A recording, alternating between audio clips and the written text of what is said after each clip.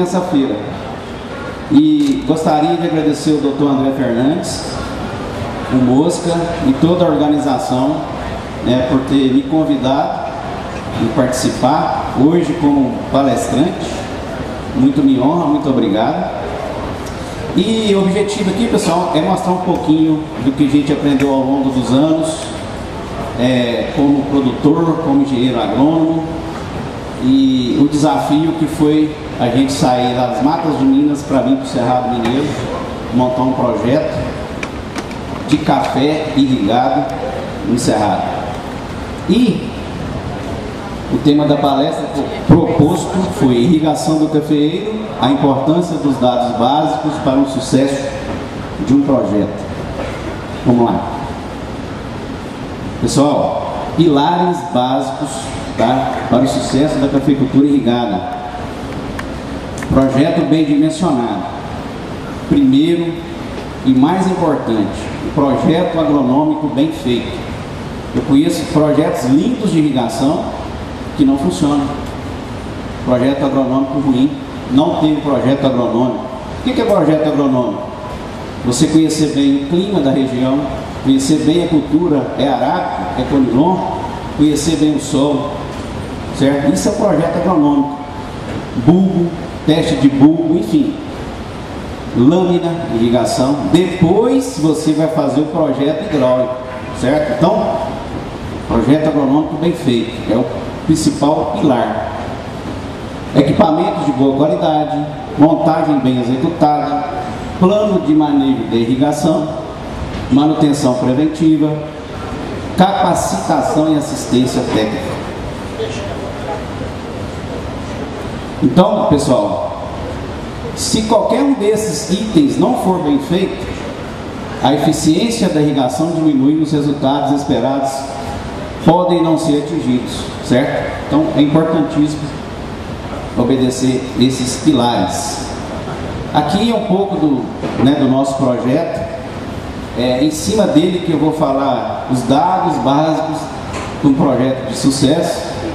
Em 2017, a gente começou na região de Presidente Olegário, ali em setembro de 2017, a gente montou uma barraquinha, vamos começar, não tinha nada, não tinha água, não tinha poço, nada. Hoje está assim, indo para a quinta safra, uma fazenda já funcionando e rodando. Depois a gente vai ver as produtividades. Então o local é Presidente Olegário, alguém conhece lá a região muito boa, produtiva. Tive o prazer de receber Rogério Quiabai, Moisés Couvre, fazendo a visita lá, a gente andou. O que você achou, Rogério? Tá funcionando, né? Então essa região, um pouco da característica da região do Cerrado, não vou entrar em detalhes, mas é uma região muito promissora para café, tem os desafios. O maior desafio que a gente tem hoje é praga, bicho mineiro, cochonilha, enfim. Então é uma região, mas é uma região muito promissora, qualidade indiscutível, combinação de clima, solo, relevo, altitude. Essa aqui, por exemplo, é uma lavoura de primeira safra, Catuai 144, 90 sacas por hectare. Caracterização do solo faz parte também, Você tem que conhecer bem o seu solo, saber com o que você está lidando, Então, lá do solo vermelho, enfim, esse é o solo que a gente tem lá. Caracterização climática, isso aqui, tudo que eu estou falando, faz parte do projeto agronômico, certo? Então, você tem que conhecer muito bem o clima que você está lidando. Então, hoje é muito fácil, Você tem estações automáticas, está tudo na palma da mão, o que choveu, qual a temperatura média, qual é evapo, enfim. Hoje é isso daí. Pessoal, todo mundo lembra, ano passado, 2 ondas de calor, uma em setembro e outra em novembro. A de setembro eu estava aqui no Cerrado, a de novembro eu estava nas matas. Então eu tive a oportunidade de fazer essa avaliação. Como que o café é resiliente? Olha só, isso daqui é um equipamento que faz média temperatura por infravermelho, certo? Então, olha aqui. Isso daqui, essa porção, o equipamento está medindo a temperatura máxima e mínima dentro dessa porção delimitada na planta. E a temperatura média. Então a temperatura média lá nesse dia, às 3 da tarde, 37,4 graus na planta. Aqui já não tem fotossíntese. Tem água no solo, mas parou. A planta fechou os estômagos, certo? Olha a temperatura da folha, às 3 da tarde, média da folha, 47 graus, certo? Olha a temperatura do bulbo molhado, aonde tem água ali, ó, 25, fora do bulbo, mas na sombra, 32 graus. Temperatura do solo, 73 graus. Então é violento. Aqui a característica climática da região. Quando foi feito, e foi muito bem feito o zoneamento para café, é considerado regiões inaptas, né? Temperaturas abaixo de 18 e acima de 23. Então, a temperatura média, isso aqui são dados de 6 anos que a gente tem lá da fazenda, certo? 1.400 milímetros, déficit hídrico 569. Então, esse gráfico a gente consegue visualizar melhor como que é o clima lá. Regiões inaptas acima de 200 milímetros de déficit, o déficit 569.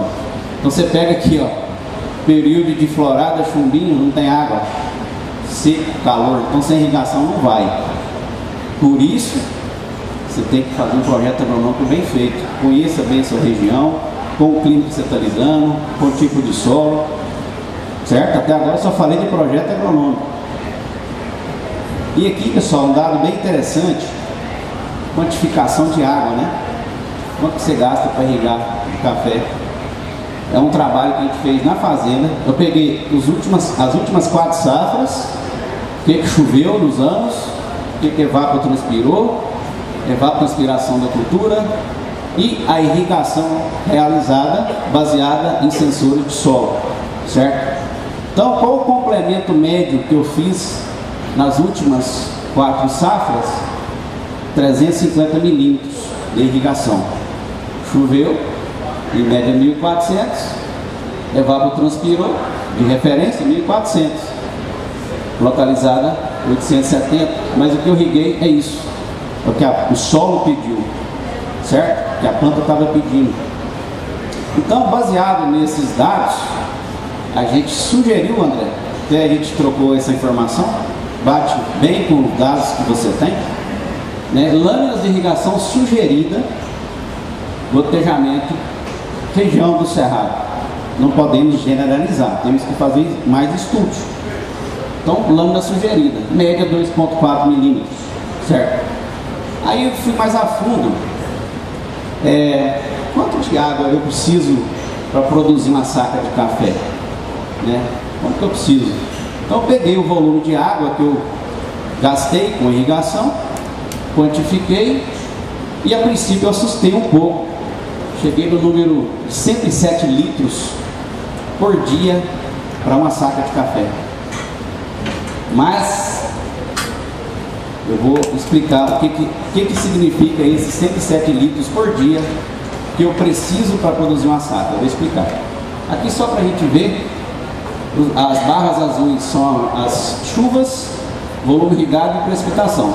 A linha verde são as irrigações que eu faço, que eu fiz na média em cada mês. Então, janeiro e fevereiro, choveu bem, diminui o volume, diminui a chuva, aumenta a irrigação. Período de safra, continua irrigando, irrigação é o ano todo, tá, pessoal?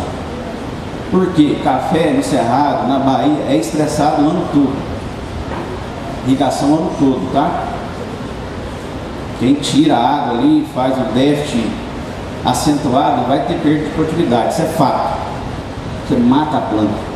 Então a gente continua irrigando, mesmo no período de colheita, lâminas menores, baseada em sensores, baseada no conhecimento que a gente tem.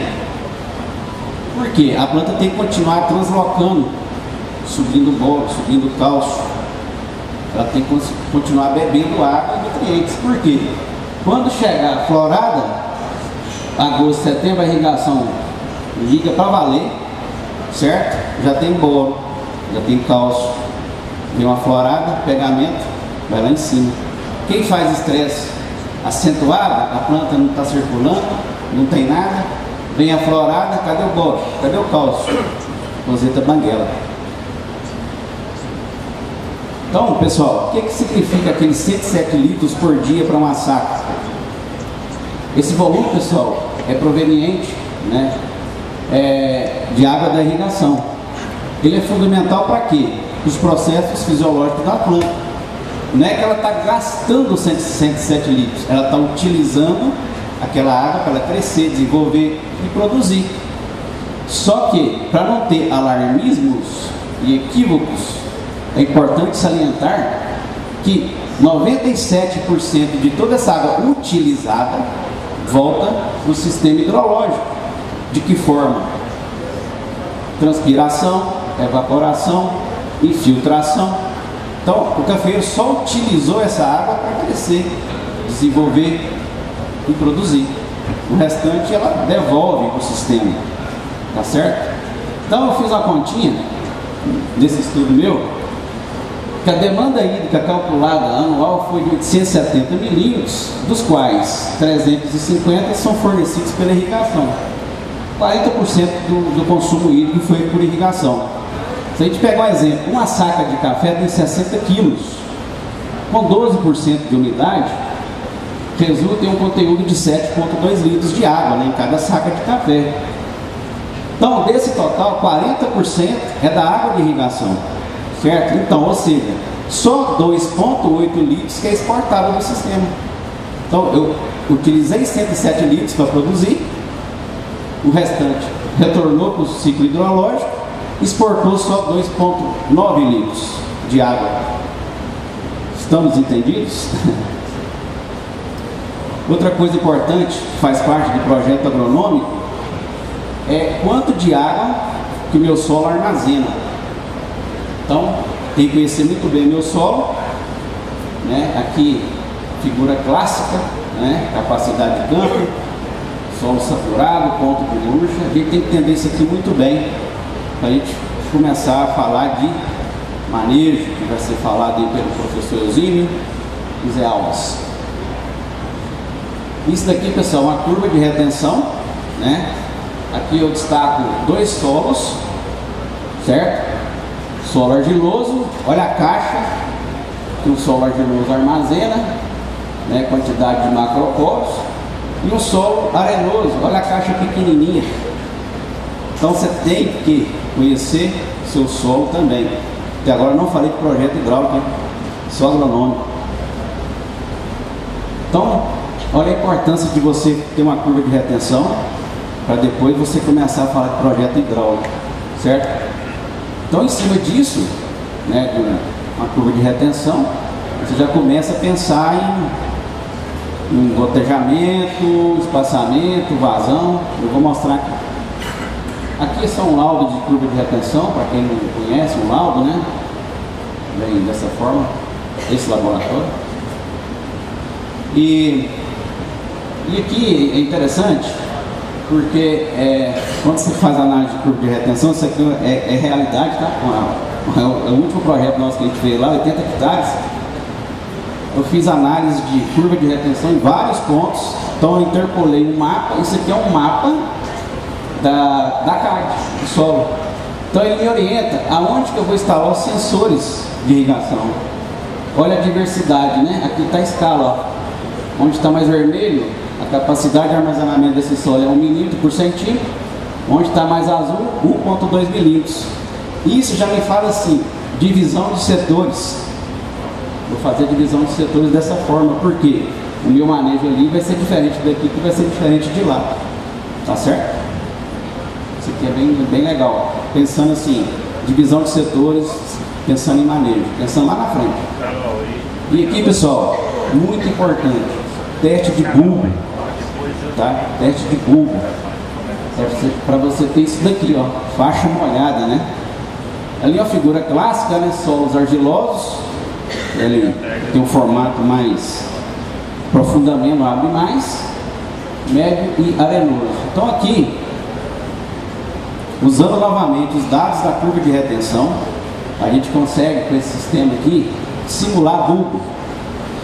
E o interessante, a gente estava até conversando ontem, né, Zé Alves, Rogerinho, sobre como fazer teste de bulbo. É muito, como diz a turma lá do presidente legal, é muito custoso, é difícil, trabalhoso, né?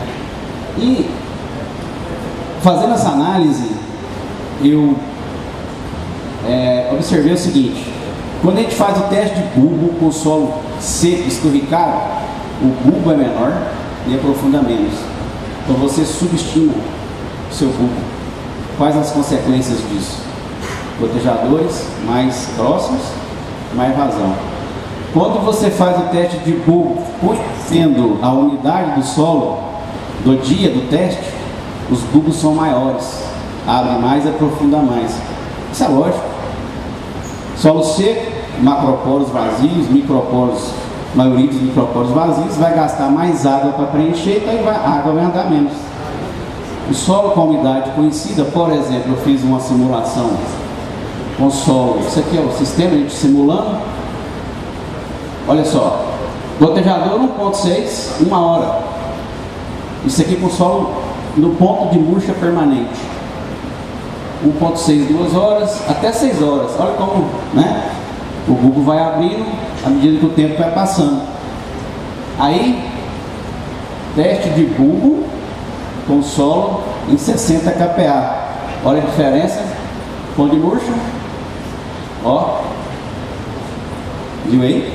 Então, fazer teste de bulbo sem conhecer a umidade inicial do solo, a gente pode estar fazendo alguma coisa errada. Tá? Assim, aqui acho que vale a pena estudar mais isso, né, André? Aprofundar um pouco mais. É uma informação bem interessante, eu achei, de colocar, porque isso aqui para definir vazão de gotejador e espaçamento. E quando eu fiz o teste de bulbo com solo seco, um bulbo menor. Depois, o mesmo solo, o mesmo gotejador, um bulbo maior. Aí foi, opa. Então a umidade inicial do solo para teste de bulbo é importantíssimo. Novamente a diferença, ó. Observe. Então, em termos gerais, gotejadores de baixa vazão darão áreas úmidas mais largas. Gotejadores de alta vazão darão áreas úmidas mais estreitas e mais profundas. Isso em função do tipo de solo, taxa de infiltração, etc. Agora vamos começar a falar de projeto hidráulico, né? Até agora eu tinha falado sobre projeto agronômico. Então, pessoal, projeto hidráulico tem que ser projeto bem feito, coisa bem calculada, bem feito, para você ter isso daqui, certo? E qual é o elemento básico para um projeto bem feito? Levantamento, planeamento bem feito, tá? Isso aqui a gente faz, tá? Não condeno quem usa o Google Earth, a superfície, para fazer projeto, mas te joga no mato, tá? É uma ferramenta para você usar assim. Eu quero fazer um pré-projeto, um orçamento, para ter ideia. Mas, cara, não realiza seu projeto em cima de Google, tá? Faça um levantamento bem feito, tá? Usa ponto de controle, enfim. Então, esse aqui é o insumo básico para um projeto bem feito. Você pode ter o melhor software do mundo. Se você pegar dados ruins, vai sair dados ruins. Não adianta. Irrigação a gente precisa de água, né? Então, vamos atrás de água. Então, poço artesiano, enfim. A gente já quantificou a água, sei o que eu preciso. Já fiz o meu projeto, tá certo? Vamos furar poço, vamos fazer barragem, né? Vamos guardar água. E é isso, tá? Esse aqui é o último projeto nosso. Piscinão. Enfim, a nossa barragem saiu e ficou pronta, certo? Então, estruturas, né? Projeto de piscinões. Aqui, o projetista sou eu mesmo.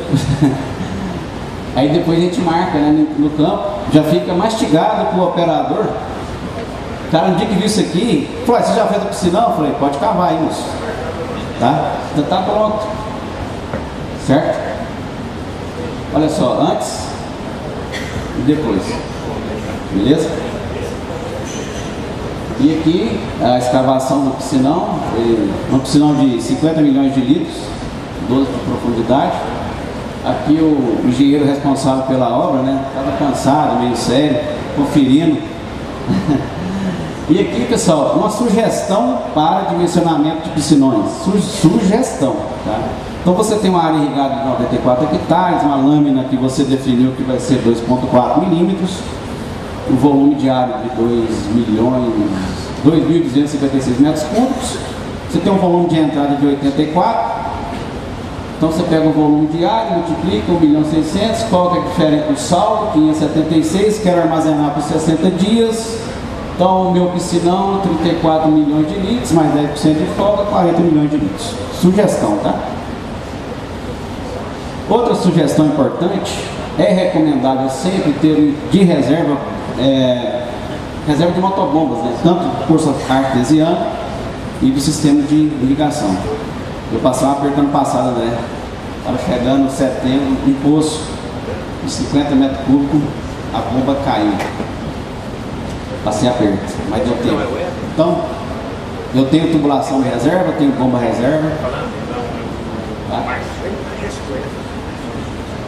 Montagem, né? Bem executada. Estruturas, vala, abertura de vala. Montagem tem que ser acompanhada, né? Bem feita, bem montada. Estruturas de fértil, certo? Filtro, sistema de injeção. E aqui outra coisa bem bacana, avaliação do sistema, tá? Então aqui a gente fez avaliação de sistema superficial e enterrado. Vou mostrar aqui bem rápido. Essa aqui a lavoura estava indo para a quarta safra, a gente colheu agora. Eu gosto de avaliar de 2 em 2 anos, fazer essa avaliação como que está, certo? Isso aqui são os dados, né? Resultados, a gente pegou o gotejador, né? Medido em pontos aleatórios. A gente vai no campo com o celularzinho hoje, que o celular substitui o GPS de mão, acha o ponto, é aqui que eu vou avaliar. Então, é sorteado, né? Vai no campo, vai no ponto, gera mapas de vazões, gera mapas de pressão e o resultado final, certo? Então, depois desse trabalho aqui, todos os coeficientes, né, uniformidade de emissão, uniformidade de emissão absoluta, coeficiente de uniformidade de emissão estatística, tudo acima de 95, sistema top, está funcionando, está ok. E aqui, gotejamento enterrado, a gente também avaliou, certo? Então, ontem a gente estava vendo a máquina de enterrar, né? Essa aqui mesmo a gente fez na fazenda. Mas é importante, pessoal, gotejo enterrado é para profissional. Não é para amador, tá?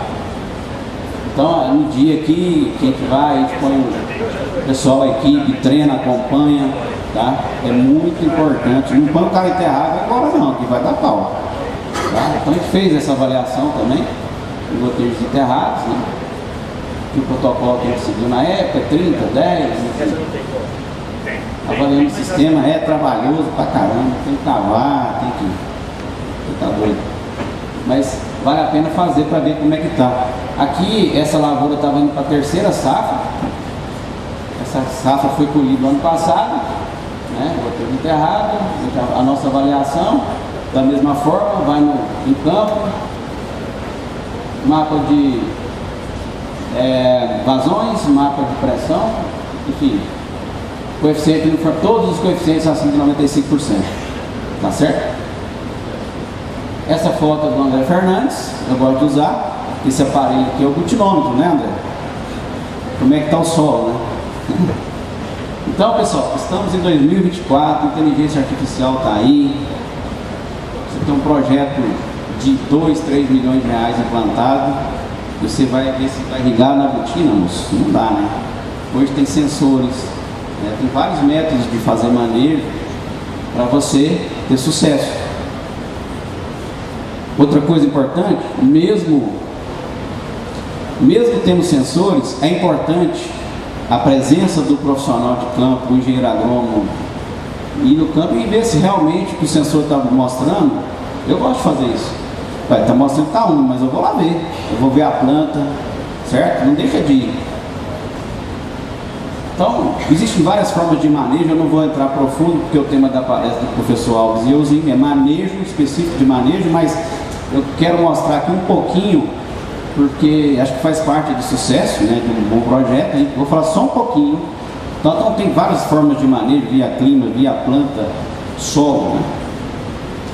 E aqui, baseado naquele trabalho que eu fiz, e o amigo Rafael, parece que a gente combinou de fazer junto, né? Ano passado, todo mundo se lembra, ano seco, veranico, temperatura alta, não choveu, setembro, novembro, então foi o ano que eu fiz esse trabalho.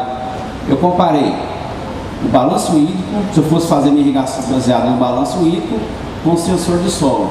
Quais os sensores que eu tenho? Eu tenho sondas, FDR, tenho tensiômetros.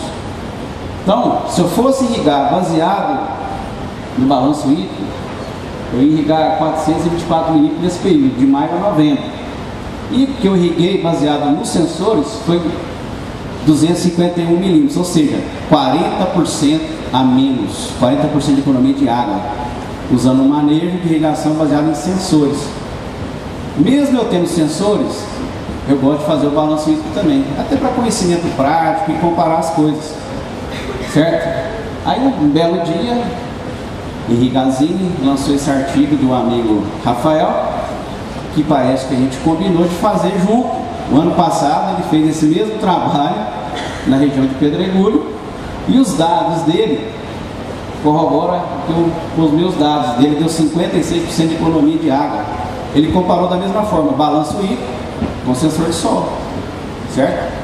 Então veja como que são as coisas, né? Aqui, pessoal, é um exemplo de balanço hídrico que eu faço lá também. Todo mês eu fecho meu balanço e vejo como que tá, para a gente fazer aquele trabalho, né, filho? Comparar as coisas, é bom a gente ter essa referência. Então, a linha verde são a evapotranspiração, a linha verde ela é a umidade do solo, né? Não vou entrar em detalhes, que isso aqui faz parte de falar de manejo, vou deixar para o outro pessoal. Por que a umidade cai? Porque tem evapotranspiração. Por que a umidade sobe? Porque tem chuva e irrigação. Então, vamos embora, tocar. Aqui é o fator famoso KL, como chega lá, não vou entrar em detalhe. Aqui o dia que a gente foi instalar a sonda, tá? Foi onde eu comecei a fazer manejo via solo. Certo? Eu ficava com vergonha quando você falava assim, alguém perguntava, mas você faz, que forma que você faz manejo lá? Eu falei, cara, tem estação, faço manejo via balanço, mas eu ficava um pouquinho com vergonha, sabe? Você tem que montar um sensor. Eu fui atrás de sensores. O primeiro que eu achei foi do nosso amigo Jarbas, que representa a Centec. A gente fez instalou na fazenda. Cara, eu não sei mais fazer minhas irrigações sem qualquer sensor. Eu tenho que ter sensor, senão eu fico cego. Aqui o dia da instalação, certo? É uma sonda aqui, vou mostrar na frente. Isso. É uma sonda que até 60 centímetros, ela informa a umidade do solo em camadas estratificadas de 10 em 10. E aqui, pessoal, é um exemplo, isso aqui é real. Essas outras figurinhas aqui, a gente enfeitou o negócio. Mas aquela linha escura ali é a umidade do solo, a variação da umidade do solo, né, baseada no que os dados que a sonda me manda. Então, choveu, a umidade sobe. Aqui também a gente usa curva de retenção para colocar as faixas de saturação, a umidade crítica, a reserva quando murcha. Então, a faixa verde é a faixa ideal para esse solo meu. Então, ali são as irrigações que a gente faz.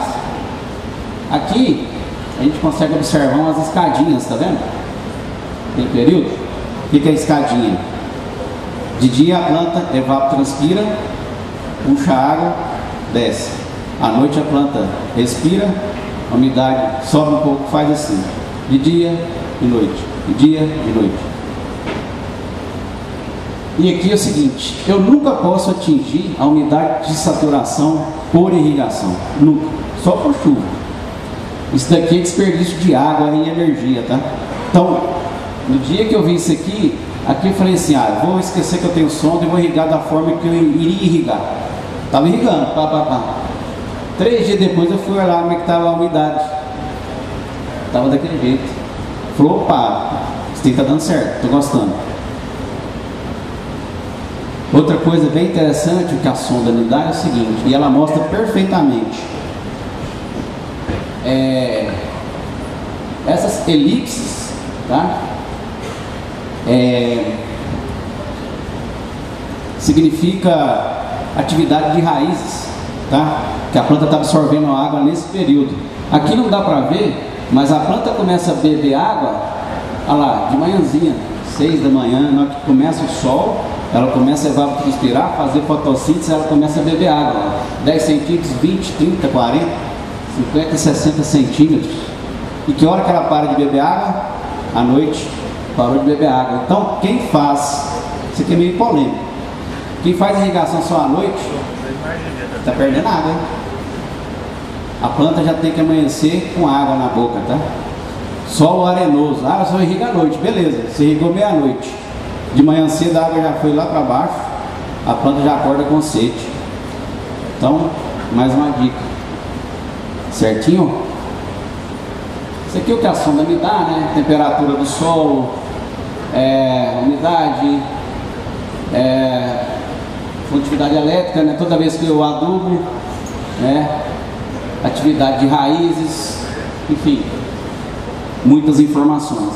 E hoje a gente conseguiu colocar os dados da minha estação meteorológica com a sonda. Então ela já mostra para mim a evapotranspiração ali, o que a planta, o que eu irriguei, o que eu não irriguei, muita informação. Isso aqui é bem interessante também. Eu peguei dados de um ano, isso aqui é como se fosse o perfil do solo recortado. Então, para cada mês, como é que foi o comportamento da umidade e aonde a planta está bebendo água. Então, está mostrando aqui, ó, na camada de 10 centímetros, 0 a 10, que ela bebe muita água, né? Tem essa camada entre 20 e 40, uma camada um pouco mais úmida. E interessante que ela está bebendo muita água em 60 centímetros, tá vendo? O ano todo, ó. Então, o perfil de solo é importante. Aprofundamento do sistema radicular é importante, fala Luiz. E em cima disso aqui dá pra gente extrair muita informação, tá certo? Em qual camada de solo as raízes extraem mais água? Nessa camada a água está disponível, então, planta bem estruturada com sistema radicular profundo, a planta de café bebe água em toda a camada, o ano todo, principalmente nas camadas mais profundas. Aqui a gente consegue ver o período de safra, né? A gente diminui a irrigação um pouquinho, o solo seca um pouco, depois retorna a chuva, a umidade sobe. E aqui eu já estava começando a brincar com o manejo, né, de irrigação. Aqui é mês de julho, essa lavoura já tinha feito a colheita, 2 passadas de colhedora. Eu sempre irrigando e começando a fazer manejo. Eu mandei isso aqui nos grupos, o pessoal depois me... Cara, 7 dias de intervalo? Eu falei, 7 dias. Acompanha na sonda, ó. Isso aqui é solo argiloso, tá, gente? Isso aqui não é receita, e é meus dados, tá certo? Então, ó, mês de julho, lâmina média diária 0,73, lâmina semanal 5,11. Olha como é que a planta está, o crescimento dela, mês de julho. Ela está bebendo água, bebendo boro, bebendo cálcio, os botões florais, crescimento, certo? Fazendo fértil, jogando boro para quê? Quando vier a florada, puf. E continuei fazendo, né? Veio finalzinho de agosto, 22 milímetros, vixe, vai dar flor. Vai dar flor cedo. Não deu flor. Por quê? A planta está bem. Ela está hidratada, ela não está estressada, ela está feliz ali. Então tá ali, beleza, show de bola. Tô acertando, hein? Tô gostando desse negócio de manejo. Aí continuei fazendo, né, o acompanhamento. Chegou final de setembro, pum, 76 milímetros. Agora vai dar flor. Depois eu mostro. Aqui, manejo via tensiometria, vamos adiantar, a curva de retenção. E aqui para o pessoal entender um pouquinho, joguei no grupo também lá de agricultura irrigada. Porque você fala com o produtor para capear, tem que descapear. O que é capear, moço? O cara às vezes não entende se explicar. Então correlacionei tensão de água no solo com peso, certo? Então fiz algumas medições, cheguei nesses valores. Por exemplo, 60 kPa significa que a planta tem que puxar um peso para absorver água de 4,5 kg, certo? Isso que é kPa. Imagina 80 kPa, 8 quilos, cara. A planta tem que fazer força para puxar aquela água. Então isso é gasto de energia, gasto energético da planta. Então você tem que fazer um manejo, conhecer seu solo. A planta tem que gastar energia para produzir folha, frutos. Ela não pode gastar energia para puxar água, essa força. Isso aqui foi bem interessante para abrir a mente e quantificar o que é kPa, né? Isso aqui é o suprassumo do manejo, certo? Que é onde você, conhecendo o seu solo, conhecendo todo o ciclo fisiológico do cafeeiro, por exemplo, você recomenda, e conhecendo o seu sistema, vazão, enfim, você recomenda quanto irrigar e quando irrigar. Então, por exemplo, nesse caso aqui, 34 kPa, eu vou irrigar 1 hora e 15 minutos. Pronto, tá ali. Bora para frente. No dia da instalação, aqui só para explicar, eu consegui acompanhar durante 2 anos usando os tensiômetros de reloginho. A trabalheira doida, né? Tem que ir lá todo dia medir, o funcionário vai lá, não vai. Então, funciona, mas eu não uso mais, porque hoje tem, né, sistema integrado, com rádio, a gente manda informação toda hora. Certo? Aqui o dia da instalação é muito simples fazer isso. Aqui é a forma que a gente colocou, já instalei mais setores, eu estava só conhecendo o sistema, gostei. Né? Chove, a umidade sobe, a linha azul 0 a 20, a linha escura 40 centímetros, tá? Então, choveu, a umidade sobe. Aqui eu fazendo o manejo, ó. Dia 13, fui irrigar dia 18. Tá vendo? Quando e quanto irrigar. Aí, bem interessante, como eu tenho sonda e tensiômetro, eu instalei tensiômetro do lado da sonda. Falei, será que essa sonda tá certa? O mineiro é desconfiado, hein?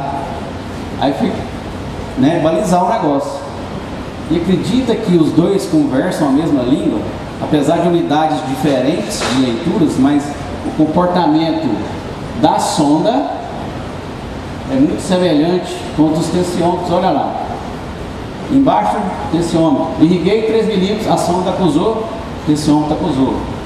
Aí eu fazendo o meu manejo, né, fiquei sem irrigar, irriguei aqui de novo, chegou na unidade crítica, irriguei, sonda subiu. Enfim, os dois conversam a mesma língua. Um é australiano, outro é capixaba, parece que fala a mesma língua. Aí gostei, Flávio, os dois funcionam, né? Aqui, só para a gente comparar, um solo argiloso, o manejo de um solo argiloso, usando, por exemplo, tensiômetros. Aqui é um solo meu, turno de rega 3 dias e meio, nesse período de outubro, ó, ano passado. E 3 dias e meio, choveu lá, chegou aqui e irriguei de novo. Caiu 9 kPa em 3 dias e meio. Você vai no solo arenoso, olha aí, irrigações por pulso, né? Puf. Caiu 3 kPa com 6 horas. Então, diferenças de... Você tem que conhecer seu solo. Aqui é lavoura. Rogério e Moisés esteve lá. Lembra lá, Rogério? Aquela lavoura curvada? Essa lavoura saiu de 92 sacas. E esse ano está projetando 80. Eles estiveram lá. Então, ela ficou assim, ó, 26/7, certo? Tinha dado aquela chuva em agosto, que eu achei que ia dar flor, não deu flor, já estava bem. E aqui já fui aumentando a lâmina de irrigação, foi, choveu, final de setembro, dia 3 do 10, dia 6 do 10 e está aí. Então, e a lavoura, Márcio? Você está fazendo isso tudo, você falou isso, você falou aquilo, como é que está a sua produtividade? Média de 4 safras, 75,8, tá certo? Isso aqui também a gente instalou lá no pivô, tá? A gente consegue fazer esse tipo de manejo de pivô. Os dados interessantes aqui é que a gente consegue, quando você tem sensores instalados no seu sistema, você consegue identificar mais coisas. Aqui o produtor, ele reclamava sempre nessa região do quadrante 3, um pedacinho do 2, produtividade mais baixa. plantas mais feias, enfim. Então, a gente instalou esses sensores em quadrantes, e aqui é o quadrante 3, sensores mostrando uma diferença mesmo.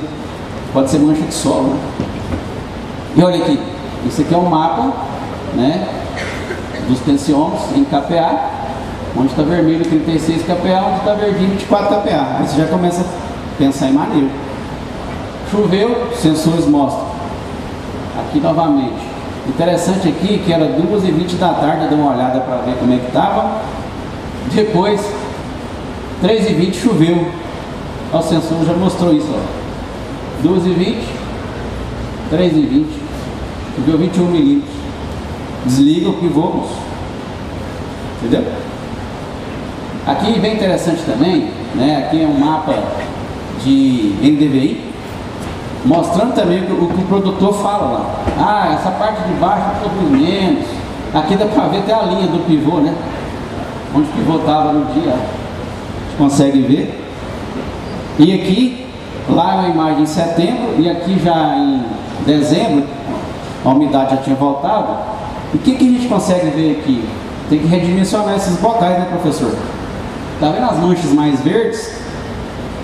A lâmina ali está maior, não tá? Então, está indicando um redimensionamento de bocais. E os sensores mostrando também a mancha, olha só. Né? Aqui são os tensiômetros instalados, a mancha. A tensão aqui está muito maior. Né? Então, quem faz manejo só usando balanço hídrico não consegue identificar isso. Você não tem o dado de solo, certo? Então, com base no que foi apresentado, estou quase terminando. Tá? Pode-se afirmar que ambos os métodos, né, de tanto tensiômetro, sondas, balanço hídrico, funcionam, né, e auxiliam no nosso manejo. Tá?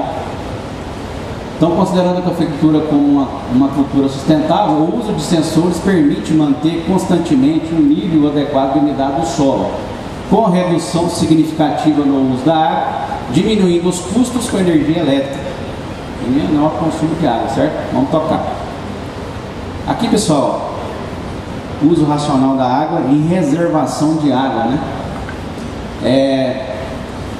A gente tem no projeto da fazenda um terreiro para secagem de 16 mil metros quadrados, e a gente coleta toda a água de chuva, vai para um reservatório, que a gente rebombeia para um reservatório principal para irrigar.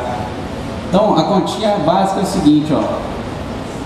Em 2022 choveu 1.500 milímetros, 24 milhões de litros de água captada, daria para me irrigar 64 hectares por 15 dias.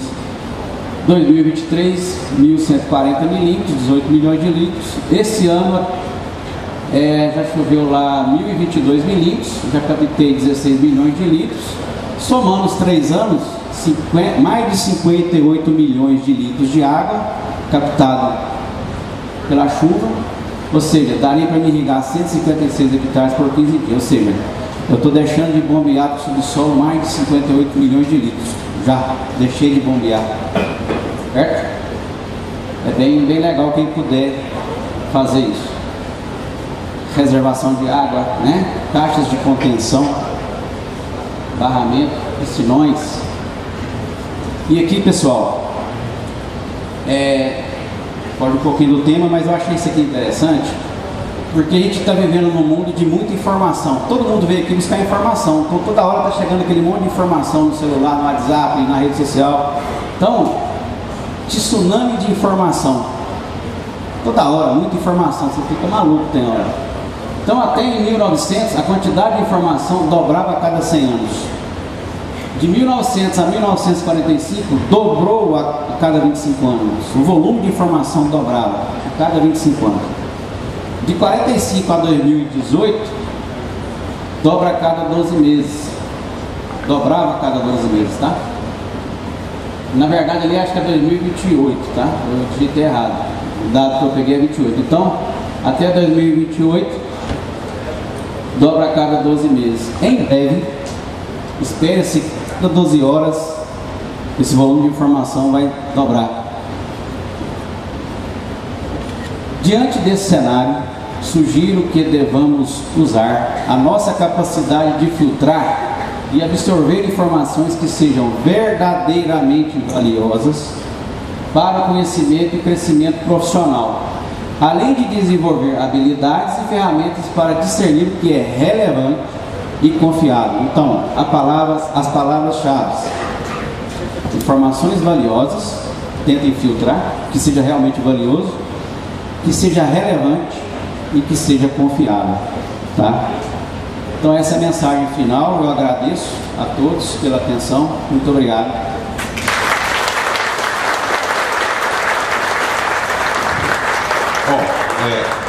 Aberto para perguntas? Toda. Alguém quer fazer pergunta? Rogério não. Rogério não. Bom dia, pessoal. Márcio, eu queria te fazer uma pergunta. Só tomar água. Enquanto você bebe, você vai escutando.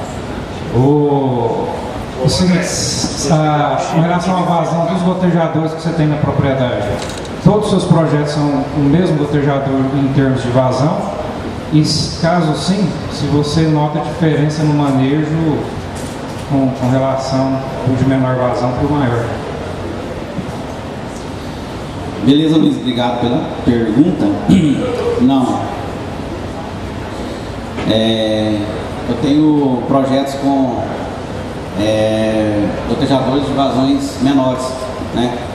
E é diferente o manejo, tá? A gente observa aonde os gotejadores são vazões menores, que o tempo de irrigação é maior, o bulbo abre um pouco mais, tá? Eu não avaliei ainda em profundidade, mas o manejo é diferente. Então, por isso a importância de você conhecer bem o seu solo, fazer aquele teste de bulbo, né, se possível, ou simular o bulbo para definir certinho no gotejador, mas eu observo a diferença assim, no manejo, tá? Na lavoura não, tá? Então, fazendo o manejo correto, aplicando a lâmina correta, fazendo tudo aquele manejo, eu não... Mas em termos de manejo, sim, diferença. Rogério, não faça pergunta difícil. Primeiro, parabéns, né? Eu acho que seu recado final foi importante, porque a gente participa de muito evento e você conclui que tem muitos dados que são torturados. Eu gosto de usar esse termo também. São torturados. Tortura o modelo para confessar. E nós saímos do Butinó e fomos para Balanço Hídrico. Você mostrou que tem 4 CADs dentro do seu sistema. Que parâmetro eu uso e quantas sondas ou quantos sensores barra tensiômetro eu uso? Como é que seria? Que quantidade dentro de cada CAD? Você tem 4 CADs que você mostrou na sua área. O que define o volume disso? É um sensor, é quantas sondas? E quanto custaria isso para mim hoje? No seu modelo, o custo disso? Sua pergunta é excelente. Primeira coisa, eu mostrei aqui, né? Você fazer curvas de retenções, né? Se você já tem um projeto instalado, em cada setor, você tem que ter a curva de retenção para cada setor, que pode dar manchas de solo, você viu, CADs diferentes. Em cima disso, você vai definir. Se eu voltasse aqui, mas está mais no início, aquele mapa me ajuda a definir aonde eu vou instalar os sensores. Dentro do mesmo setor eu tenho manchas de CAD, de capacidade de armazenamento. Então, eu instalo meu sensor no ponto mais crítico ou menos crítico. Eu instalaria nos dois e fazer a média ali, entendeu? Então, o ideal, né? Você ter a curva de retenção, você tem que saber onde é que é os pontos críticos para você instalar no local correto, tá?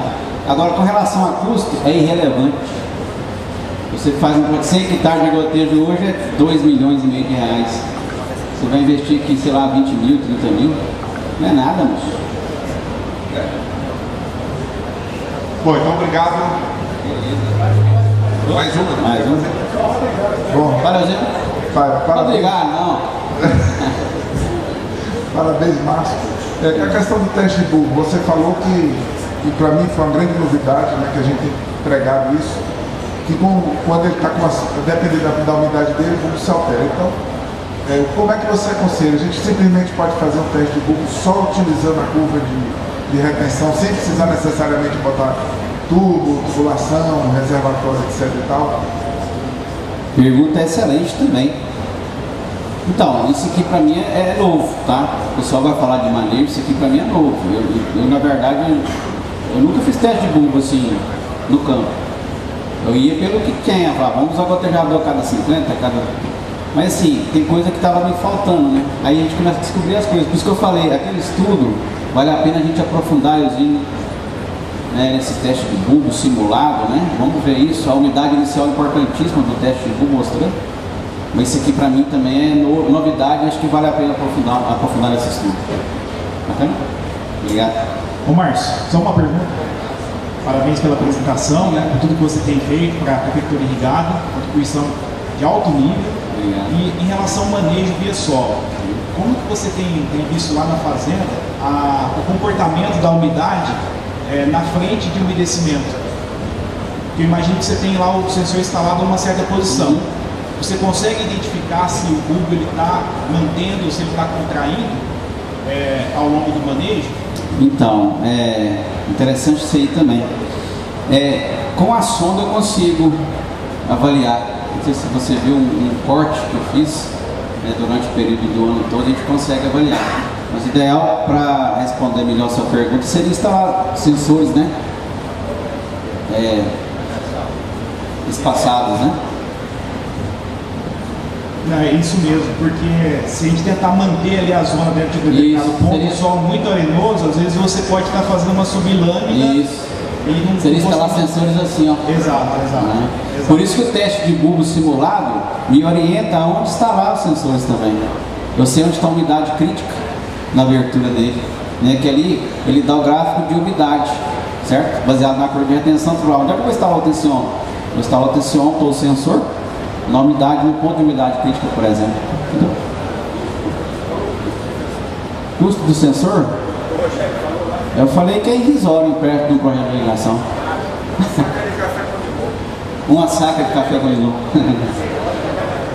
Obrigado. Bom, então o Márcio, o André vai te entregar o presente. Muito obrigado aí pela apresentação.